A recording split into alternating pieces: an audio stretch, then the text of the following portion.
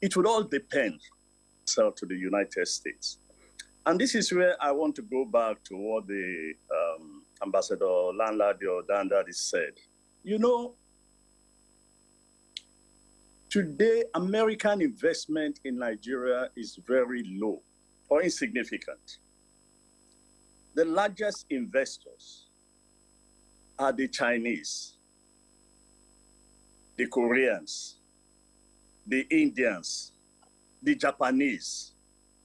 So if you are looking at the people you want to strengthen your economic relationship with, I think that we should begin to look at this country and develop closer relationship.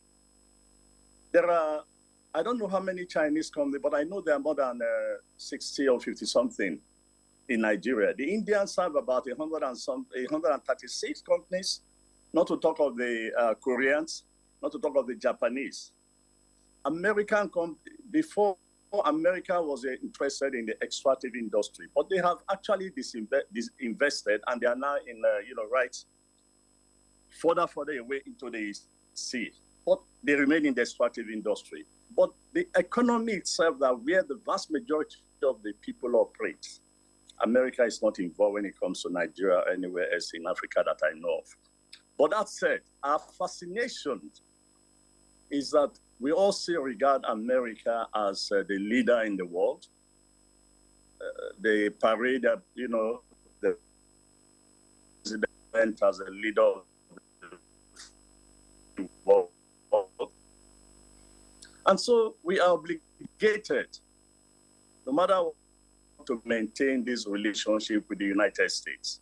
So it is now left to us to fill this new administration. What exactly are we asking for? Or what exactly are we going to look for? And what would be our the most important issue that we like to discuss with the United States of America? You know, a couple of years ago, many years ago, America's focus was on helping us develop our, human capital, was helping us reform the justice system. If we can get them to do this under the Trump administration, that would be nice. I mean, that would be helpful to the Nigerian economy one way or the other, even on health issues. Beyond that, when it comes to investment, Americans are not looking at this part of the world. There are some who will come, but again, they have their specific interests, particularly in technology. It's another place we have to. But, in terms of technology, no, this is widespread. You can actually go to any part of the world, the countries I've named, to get any sort of technology you want. So for me, we need to consolidate with those who see Nigeria as an investment haven and who are investing their own capital into the Nigerian economy. Maybe when we begin to do that and we begin to prosper, the Americans themselves will realize that, maybe we made a mistake in not, being in this country. The other thing we need to understand is some of these countries that I mentioned are also investing heavily in America. And America investment, which is having problem, has always been towards Asia, not even in Europe. Number one, because of the population, some American companies moved in there. They were forced to return back after, Trump won, and I'm sure many of them are going to experience the same thing. So for us, we really need to sit down and look at our own trade sheet and decide what exactly or where exactly can we engage the United States. One gentleman said it's all about negotiations, period. There's no doubt about that. But you have to be sure of what you are negotiating for. If you do not have trade, what do you negotiate? Oil is not as attractive as it used to be anymore. And in any case, they have left into another sphere of the oil industry. So if we can get them even to play higher where they are today, that would be to our own best interest.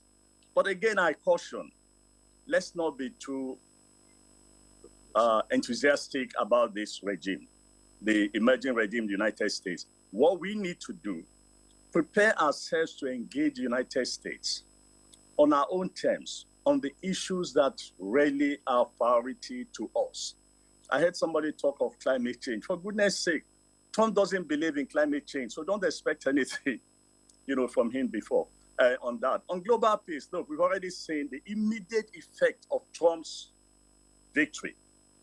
Netanyahu has sacked his Minister of Defense, and it has to do with Trump's victory. This is a gentleman that has been telling telling Netanyahu that the military has done enough, time to make a deal. But Netanyahu does not want to make a deal. He still has his own, views and ambition on how to deal with the Arab country that he's been fascinated with, Iran. And with Trump, God knows what will happen.